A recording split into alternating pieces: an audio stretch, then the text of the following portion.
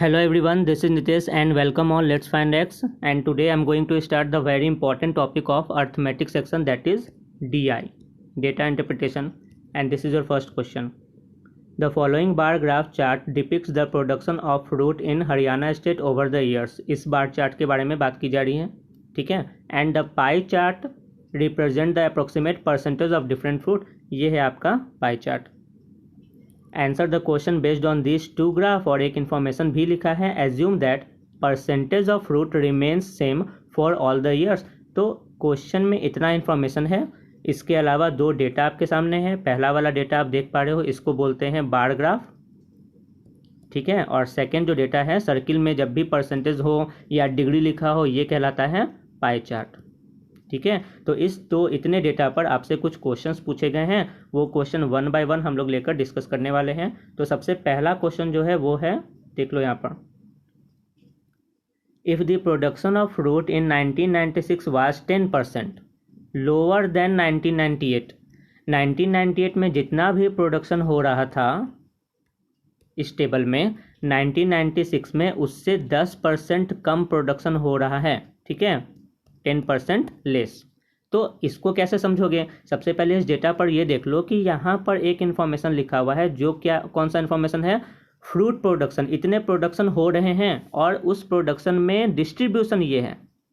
Fruit के अंदर में आते हैं ना एप्पल, ऑरेंज, मैंगो. तो अगर 1998 में देखा जाए तो 100 kg, मान लो मैंने केजी बोला, तो अगर 100 kg प्रोडक्शन हो रहा है तो उसका 35%, यहाँ पे परसेंटेज ऑफ प्रोडक्शन है ना, 35%, दैट इज 35 इटसेल्फ, वो एप्पल होगा.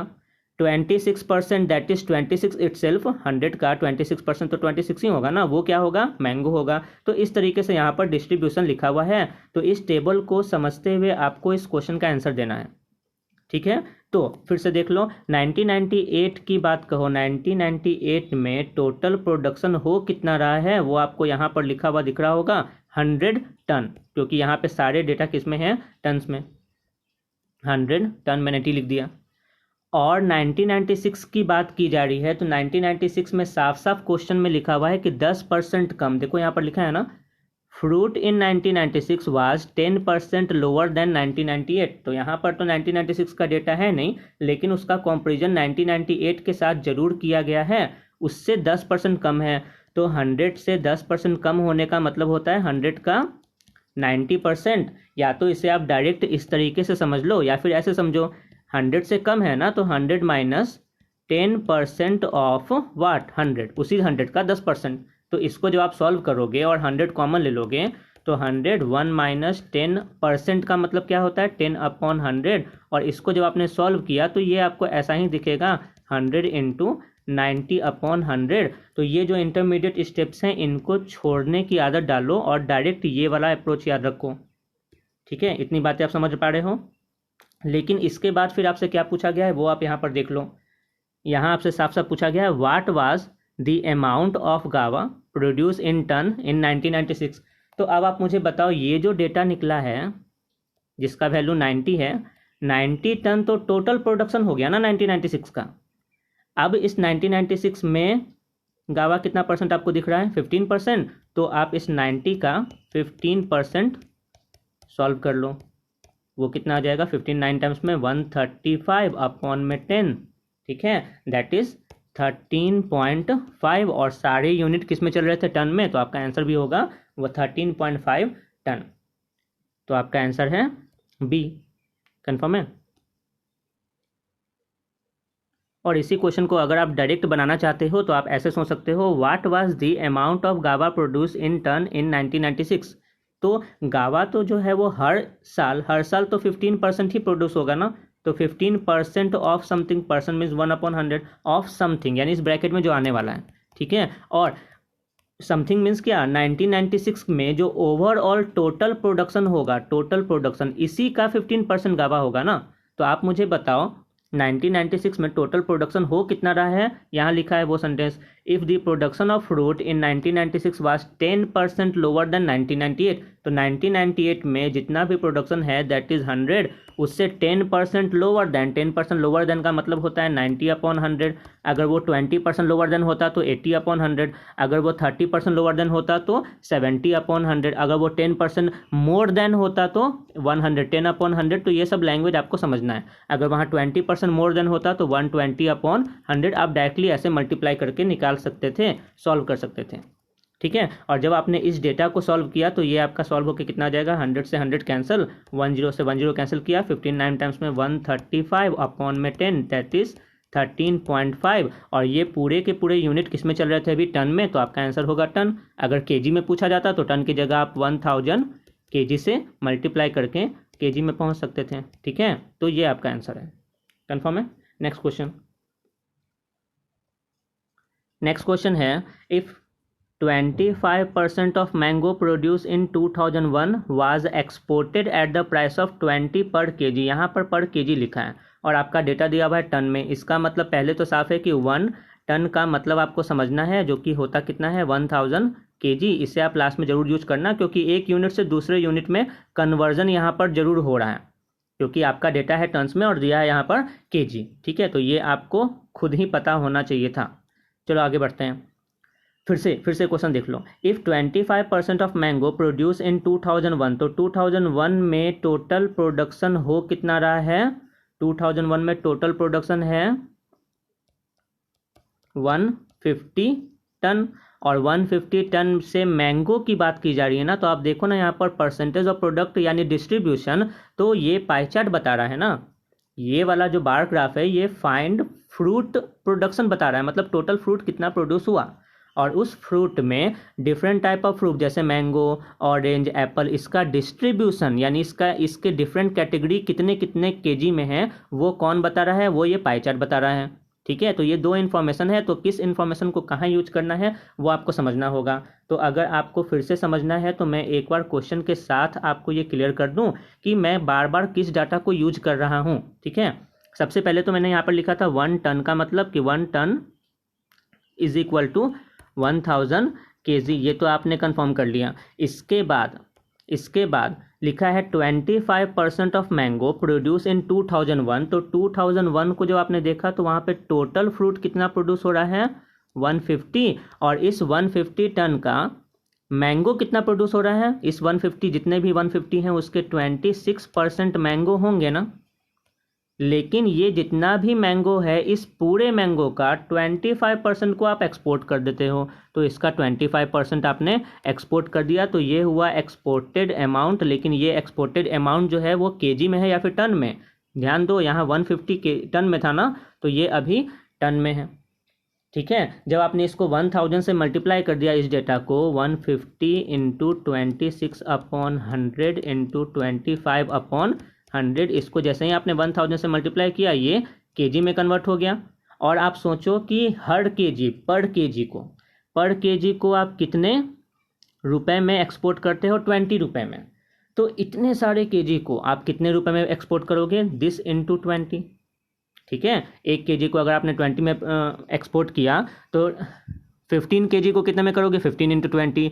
10 केजी को कितने में एक्सपोर्ट करोगे, 10 इंटू 20। तो इतने सारे केजीज को आप कितने में एक्सपोर्ट करोगे, दिस मच इंटू 20। तो ये आपका रुपए में कन्वर्ट हो चुका है, और ये एक्सपोर्टेड अमाउंट जो मिलने वाला है आपको रुपए में, इसी अमाउंट को सेकेंड दूसरे वर्ड में रेवेन्यू बोलते हैं, ठीक है। आपने जितना एक्सपोर्ट करके कमाया, जो आपका इनकम हुआ, वही तो आपका रेवेन्यू होगा ना एक्सपोर्ट से, क्योंकि आपसे साफ साफ पूछा गया है रेवेन्यू।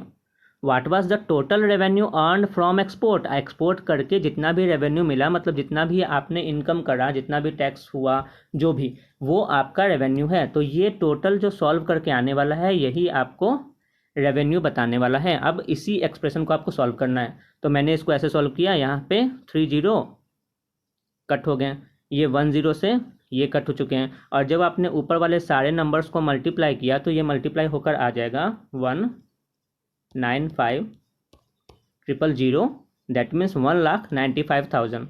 इसे आप, और ये रुपए में चल रहा था ना, क्योंकि आप तो रुपए से मल्टीप्लाई, रेट से मल्टीप्लाई कर दिए थे, तो इसे आप लिख सकते हो 1.95 लाख, रुपए में 1.95 लाख। तो आपका आंसर कौन सा हो जाएगा, option A is your answer. Confirm है।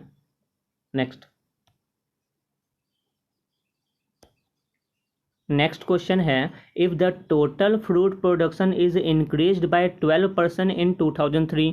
चलो 2003 ढूंढते हैं, 2003 तो कहीं नहीं है, लेकिन 2002 के बाद ही आएगा 2003, ये तो आप कंफर्म है। तो यहाँ जो लिखा है 12% इंक्रीज, ये कॉमन सेंस वाली बात है कि ये जो इंक्रीज होगा वो 2002 के बाद ही होगा। ठीक है, 2003 तक आते आते 2002 से 12% इंक्रीज हो चुका है टोटल प्रोडक्शन। ठीक है, तो क्या आप 2002 का डेटा तो आपके सामने है ना, 2002 में टोटल प्रोडक्शन जो है वो प्रोडक्शन हो कितना रहा है वो आप बता दो, वो आपको इस डाटा को देखकर कंफर्म होगा 175, क्योंकि यही ना है फूड प्रोडक्शन का डेटा जो टेबल बार ग्राफ में लिखा है। 175 टन जो है वो 2002 में प्रोड्यूस हो रहा है, और साफ साफ लिखा है फर्स्ट स्टेटमेंट में कि 2003 में 12% इंक्रीज हो जाता है। तो इंक्रीज हो जाने के बाद ये 175 जो है वो कितना बन जाएगा, 112/100 नहीं बन जाएगा। ठीक है, इतने टन्स बन जाएंगे। ठीक है, तो अब आप मुझे बताओ कि इतने टन अगर आप प्रोड्यूस हो रहा है 2003 में, तो एवरी ईयर, हर साल डिस्ट्रीब्यूशन तो ये पाई चार्ट ही बता रहा है कि उस इतने टन में ऑरेंज कितना है, एप्पल कितना है, गावा कितना है, ग्रेप्स कितना है और मैंगो कितना है, ये तो ये पाई चार्ट आपको कंफर्म कर दे रहा है। ठीक है, तो आप मुझे बताओ कि इस क्वेश्चन में आपसे पूछा क्या जा रहा है, what is the total production of mango. फिर से मैंगो की बात की जा रही है, तो 2003 में टोटल प्रोडक्शन तो आपने निकाल लिया, जिसको मैं सर्कल करके दिखा रहा हूँ, 175 इंटू 112/100, और इतने अमाउंट का 26% क्या है, वो मैंगो है। तो इसका आपने 26% जब निकाला तो इसी को आपको सॉल्व करना है। इसको जब आपने सॉल्व किया तो क्या 25 से आपको ये दोनों नहीं करता, वो दिख रहा है 25 7 टाइम्स में और 25 से 4 टाइम्स में। 4 से जब आपने इस 112 को डिवाइड किया तो 4 2 टाइम्स में 8 और 3 2 4, 7 इंटू 28 इंटू 26, 7 इंटू 28 इंटू 26, नीचे में 100 रहेगा तो आपका काम ज़्यादा आसान होगा। और जब आपने इसको सॉल्व किया तो ये डाटा आपके सामने कितना है, 50.96। This is your answer. आप ऑप्शन में क्या लिखोगे, 50.96, ऑप्शन सी आपका आंसर है। कंफर्म है। नेक्स्ट क्वेश्चन देख लो। अब नेक्स्ट क्वेश्चन में क्या लिखा है, if half of the grapes produce in 1998 was exported. तो इसी सेंटेंस तक जो डाटा आपको मिला है वो लिख डालो ना सबसे पहले।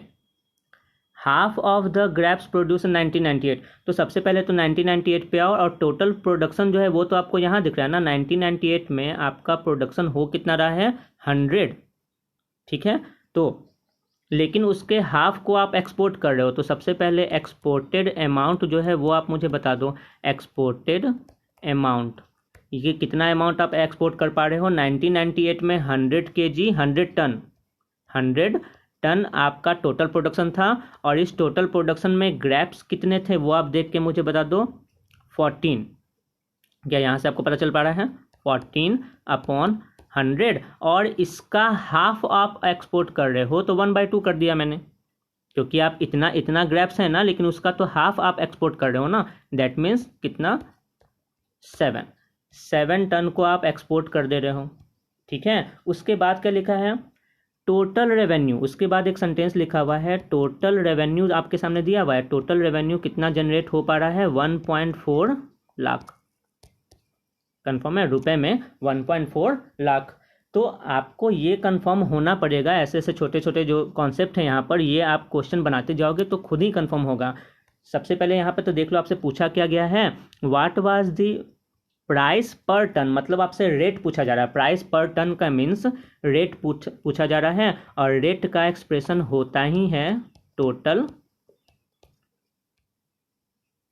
Revenue divided by amount. ठीक है, अमाउंट ऑफ एक्सपोर्ट या फिर अमाउंट ऑफ एक्सपोर्ट। तो टोटल रेवेन्यू कितना है ये तो क्वेश्चन में लिखा है ना, 1.4 लाख रुपए में, 1.4 लाख। और अमाउंट, कितना अमाउंट एक्सपोर्ट किया जा रहा है, 7। तो जब आप इसे सॉल्व करोगे तो ये आंसर कितना आ जाएगा, 20,000 रुपए।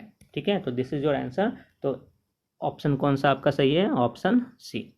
ऑप्शन सी, ठीक है, 20,000। Thank you.